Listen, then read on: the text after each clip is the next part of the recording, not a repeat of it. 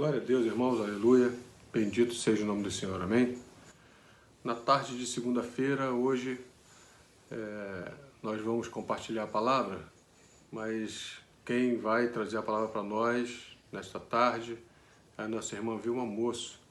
Ela sentiu o desejo no coração de passar essa mensagem para a igreja e ela vai nos abençoar o coração nesta tarde. Então eu quero agora fazer uma oração e logo depois então nós vamos ouvir uma reflexão que a nossa irmã Vilma Moço vai trazer para nós acerca da palavra de Deus. Vamos orar? Senhor, tem misericórdia de nós nesta tarde, neste dia de segunda-feira. Nos abençoe, Pai, para que este momento seja um momento especial quando vamos receber a Tua palavra. Deus abençoe a nossa irmã Vilma, ó Deus, na instrumentalidade de falar, do desejo dela compartilhar com a igreja esta palavra que ela recebeu do Senhor. Guarda a vida da irmã Vilma, guarda a minha vida, a vida da Tua igreja, a Igreja Batista do Calvário. Nós oramos em nome de Jesus. Amém. Muito obrigado, irmã Vilma, pela sua disposição e por compartilhar essa palavra conosco. Deus te abençoe.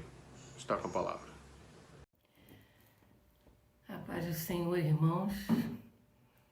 Eu resolvi compartilhar com os irmãos essa palavra de Deus, essa mensagem, porque durante esse tempo de pandemia eu tenho pensado, em muitas coisas que estão acontecendo no nosso país, na nossa vida. E eu gostaria de compartilhar com os irmãos, que eu acho importante nós pararmos para pensar em tudo isso que está acontecendo. E eu espero realmente que com esse compartilhamento, da palavra do Senhor, de alguma forma sirva para contribuir, para que o irmão tenha a vida mais edificada, que possa contribuir também para o engrandecimento, do nome do Senhor. E é uma maneira também de nós nos aproximarmos mais, de estar falando do nosso Senhor amado, nosso Jesus. E é tão bom, É tão bom a gente compartilhar a palavra de Deus. Então, nós vamos começar lendo um único versículo que está lá em Hebreus, capítulo 4, versículo 12. Então vamos ler a palavra do Senhor. Porque a palavra de Deus é viva e eficaz e mais penetrante do que qualquer espada de 2 gumes, e penetra até a divisão da alma e do espírito e das juntas e medulas, e é apta para discernir os pensamentos e intenções do coração. Vamos orar ao Senhor? Senhor, meu Deus, amado Pai, nesse momento aqui, Senhor, em que eu estou compartilhando a Tua palavra, Senhor, com os irmãos da minha igreja querida, que o Senhor possa realmente me inspirar e eu possa falar tudo aquilo que o Senhor colocou no meu coração, Senhor, e que de alguma forma eu possa contribuir para a edificação de cada irmão, Senhor, e da minha vida também. Obrigado, Senhor, por tudo, e obrigado também por essa oportunidade e pelo privilégio, Senhor, de estar compartilhando a Tua palavra. Eu te peço e agradeço em nome de Jesus. Amém. Então, irmãos, esse versículo, ele é assim, muito profundo, Porque ele diz que a palavra de Deus, ela é viva e eficaz. Quando a gente pensa numa coisa viva, a gente pensa em quê? Uma coisa que chama a nossa atenção. É uma coisa que nos anima. Por exemplo, cores vivas, cores que chamam a nossa atenção. E eficaz é uma coisa que é eficiente, que tem o poder de realmente acontecer e tem a capacidade de chegar no seu objetivo. Então, a palavra de Deus, ela é tão poderosa, que além disso ela fala que ela pode penetrar, né, no nosso ser, no nosso coração, na nossa alma, no nosso corpo todo. E o mais importante que eu achei interessante aqui é que ela é apta para discernir os pensamentos e intenções do coração. O que é discernir? É entender, entendeu? É compreender quais são as intenções do coração, né? E dos pensamentos daquele que está lendo a palavra. Então a palavra de Deus é como ela se fosse vamos dizer assim, cutuca a gente, né? Ela tem o poder de fazer com que a gente reflita, faça uma autoavaliação e veja se realmente aquilo que nós estamos fazendo, se a nossa vida está de acordo com a vontade de Deus, se está dentro do propósito da vontade de Deus. Então ela tem esse poder, né? Ela tem esse poder de nos confrontar, de mostrar pra gente como é que a gente está agindo, se aquilo que eu estou fazendo é o certo ou se aquilo que eu estou fazendo é o errado. Mas essa palavra só vai ter esse poder maravilhoso, né? Se nós meditarmos nela, né? Quando a gente vê lá, vamos voltar aqui na Bíblia, no Salmo 1, né? Salmo 1 bem conhecido, que diz assim: bem-aventurado o varão que não anda segundo o conselho dos ímpios, nem se detém no caminho dos pecadores, nem se assenta na roda dos escarnecedores. Antes, tem o seu prazer na lei do Senhor, e na sua lei medita de dia e de noite. Olha a palavra meditar aqui também. E também, quando Deus vai aconselhar Josué, né? Quando ele vai ocupar o lugar de Moisés, Deus também dá alguns conselhos para Josué. E ele diz o seguinte: não se aparte da tua boca o livro desta lei, antes medita nele dia e noite, para que tenhas cuidado de fazer conforme tudo quanto nele está escrito, porque então farás prosperar o teu caminho, e então prudentemente te conduzirás. Então a gente vê que meditar na palavra é você se aprofundar na palavra, se concentrar, é você esvaziar todo o seu pensamento, tudo aquilo que não importa, né? Que você pode jogar fora. Esvaziar a mente e focar, né? E se concentrar na palavra de Deus, para que ela produza algum efeito em você. Não é uma leitura en passant, aquela leitura dinâmica, ou então uma leitura que muitas pessoas fazem, às vezes, como se fosse até um ritual, né? Um amuleto, vamos dizer assim. Antes de eu trabalhar, eu preciso ler aqui uma passagem bíblica, porque senão meu dia não vai ser bom. Ou aquela pessoa que tem a Bíblia aberta lá no Salmo 91, né? Como se fosse um amuleto. Não é essa leitura da palavra que eu acabei de ler aqui em Hebreus. É uma leitura profunda, é uma meditação. E por que eu estou falando isso tudo? É porque se a gente não lê a palavra, né, dessa forma, dessa maneira, a gente corre o risco de interpretar, né, a palavra de Deus de uma maneira errada, de acordo com a nossa conveniência. E o pior de tudo, às vezes a gente interpreta de uma maneira errada e passa para as outras pessoas, né? Daquela maneira que a gente interpretou. Quer ver só um versículo, né? que é tirado da Bíblia, assim, que é muito falado, a gente ouve toda hora esse versículo. E, inclusive, não é só de pessoas daí de fora, não. A gente vê, né, alguns irmãos falando também, entendeu?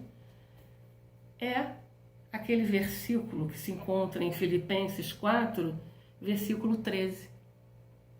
Quando Paulo diz assim: posso todas as coisas naquele que me fortalece. Eu já vi isso em vários para-choques de carro, né, no traseiro do carro. E pior, já vi até assim: tudo posso, acho que piora um pouco, né? Tudo posso naquele que me fortalece. Só que as pessoas interpretam esse versículo como se Paulo estivesse dizendo assim: não, eu posso conseguir tudo. Sou o rei da cocada, a rainha da cocada. Deus me dá força, me fortalecer e eu vou conseguir tudo. Quer dizer, pega esse versículo como se fosse para obter coisas materiais. Só que não, né? As pessoas esqueceram de ler os versículos anteriores, que Paulo diz. Então Paulo diz assim, no versículo anterior: sei estar abatido e sei também ter abundância. Em toda maneira, em todas as coisas, estou instruído tanto a ter fartura como a ter fome, tanto a ter abundância como a padecer necessidade. Posso todas as coisas naquele que me fortalece. Veja bem. Então, o que ele está querendo dizer? Que não importa as circunstâncias, não importam as adversidades, eu vou passar por elas, vou enfrentá-las, porque o Senhor está comigo. O Senhor vai me dar a força para passar pelas tribulações e ser vitorioso. É isso que ele está querendo dizer. Essa paz que eu sinto em minha alma não é porque tudo me vai bem. Essa paz que eu sinto em minha alma é porque eu amo o meu Senhor. Não olhe as circunstâncias, não. Olhe seu amor. Não me guio por vistas, alegre estou. É isso que Paulo está querendo dizer.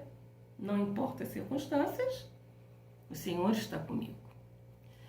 E, voltando, pegando isso que eu falei, de que às vezes a gente pega passagens bíblicas, né, e começa a falar e achar que aquilo é uma verdade. Eu tenho ouvido muito durante essa pandemia, alguns irmãos até dizerem assim: praga alguma não chegará à tua tenda, né, porque Deus está contigo, né? Pego aqueles versículos lá do Velho Testamento, dizem: Deus é pai, não é padrasto, nada vai te acontecer porque você é crente, a mão de Deus está pesando, é um castigo de Deus. Aí eu fico assim pensando, né? Eu ouço, aí eu paro para pensar comigo mesmo, que eu tenho essa mania, né?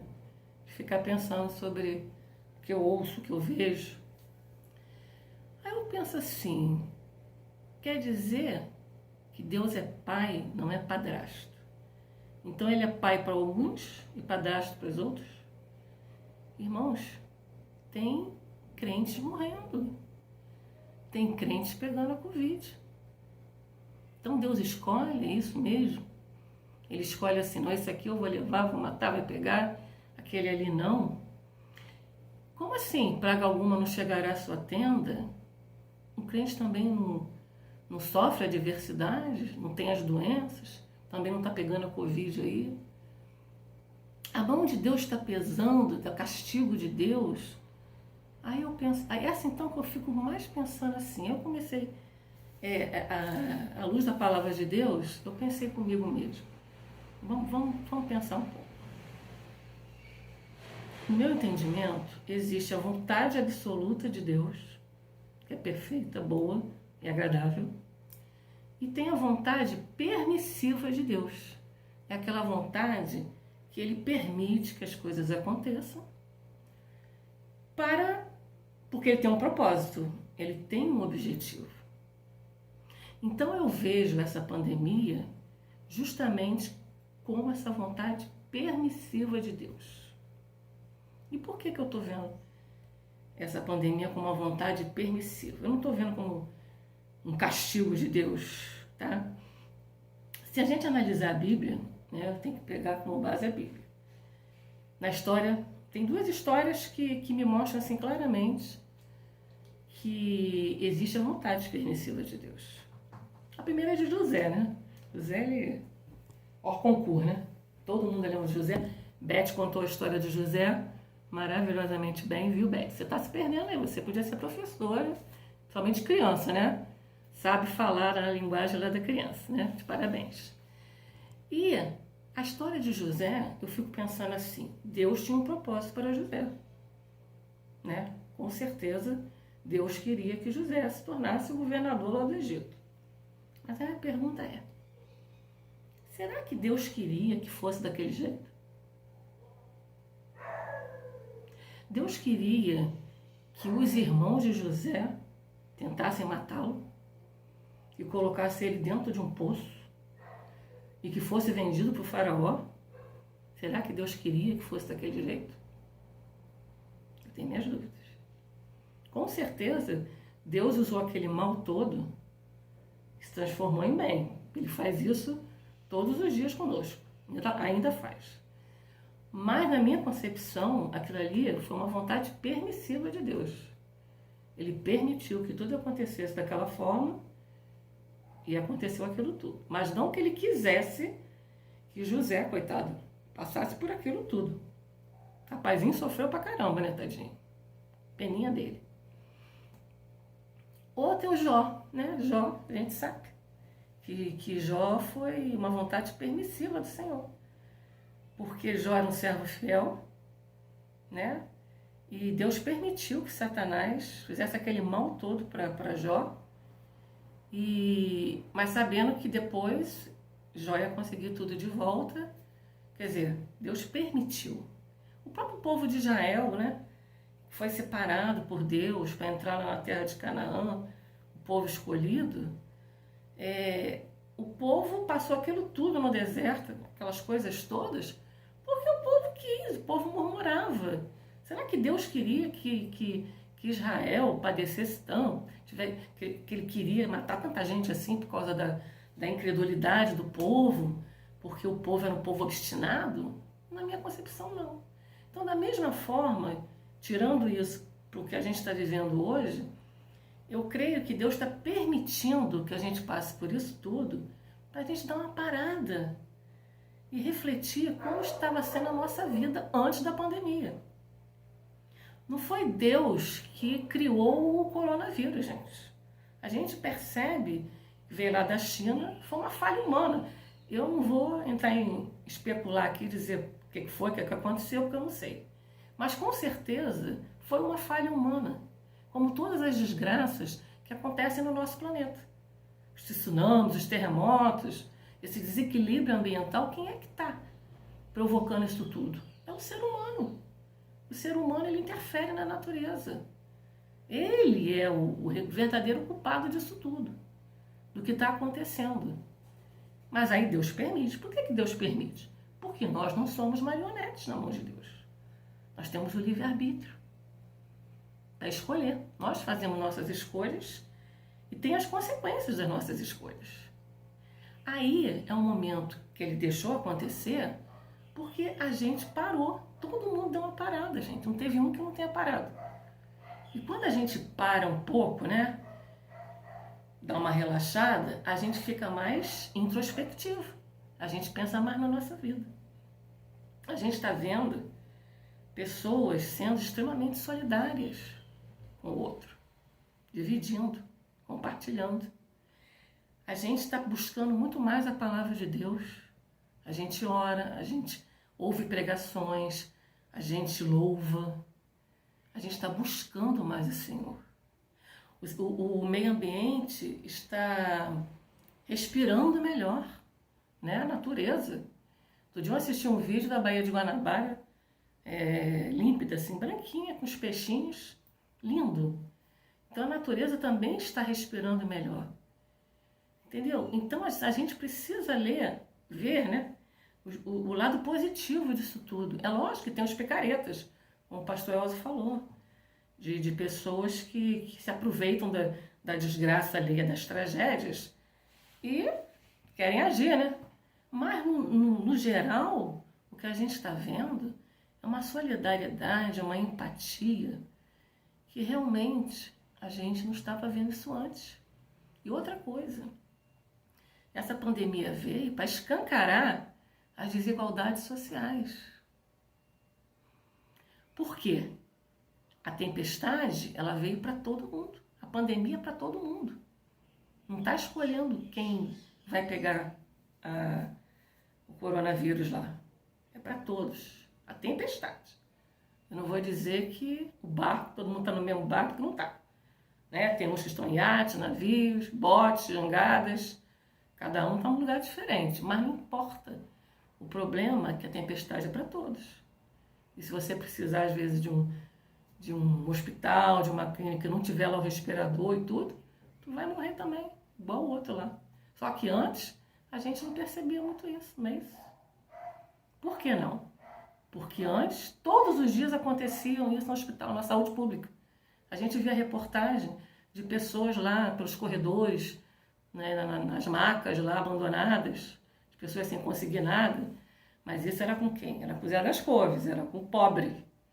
Não era com a classe média, não era com a elite que estava acontecendo isso. Mas aí a pandemia veio e botou, ó, não, todo mundo vai ser afetado. Então, é isso que eu quero que cada um pense. Como está sendo a sua vida nesse período da pandemia? Como era a sua vida antes da pandemia? E o mais importante, que eu tenho ouvido muito, e fiquei pensando também sobre isso. Eu já ouvi falarem assim, vai passar e tudo vai voltar à normalidade. Vocês já ouviram isso? Eu já. Mas aí eu pergunto assim, qual normalidade? Aquela normalidade de cada um seguir a sua vidinha, preocupado com o seu umbigo, com as suas coisas, sem olhar para o outro, sem pensar no próximo, sem querer ajudar o próximo. Aquela normalidade de continuar poluindo o planeta, jogando lixo em qualquer lugar, não se importando com nada. Para que eu vou me ligar para isso? Aquela normalidade de não ter tempo de estar em comunhão com o Senhor, de ler a palavra, meditar nela, de orar mais, de orarmos uns pelos outros. Como está sendo maravilhoso a gente estar orando um pelos outros nesse grupo, como a gente se sustenta em oração, como isso é importante. Mas aí a gente quer voltar àquela normalidade que não vai fazer mais isso, não vai ter tempo. O trabalho consome, é muita coisa, muita vida estressante. Aquela normalidade de não ter mais contato com a família, porque agora é um momento que as pessoas estão mais com a família, né? Estão mais assim buscando um ao outro. As pessoas estão se telefonando mais, né? Coisa que a gente não fazia, às vezes pela comodidade do WhatsApp, de tudo. Então a gente está querendo voltar àquela normalidade que não fazia nada disso. Vou falar, essa normalidade eu não quero para mim, não. Estou pedindo muito ao Senhor que depois dessa pandemia eu seja bem melhor do que eu sou. Eu continue a fazer as coisas que eu estou fazendo agora, que eu continue buscando Ele a cada dia mais, né?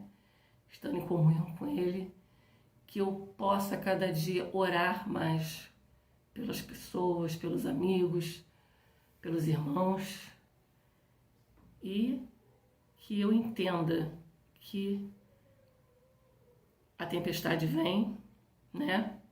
Mas quem é o piloto, vamos dizer assim, quem está no leme é o Senhor. E Ele está com cada um de nós. E eu espero realmente que cada um de nós reflita sobre tudo isso que foi falado aqui e pense também no pós-pandemia. O que você espera de você depois dessa pandemia, ok? Então essa é a palavra que eu quis deixar para os irmãos. Eu espero que tenham gostado e um beijinho para todos. Se Deus quiser, estaremos juntos, né? Então, até breve. Beijo para cada um.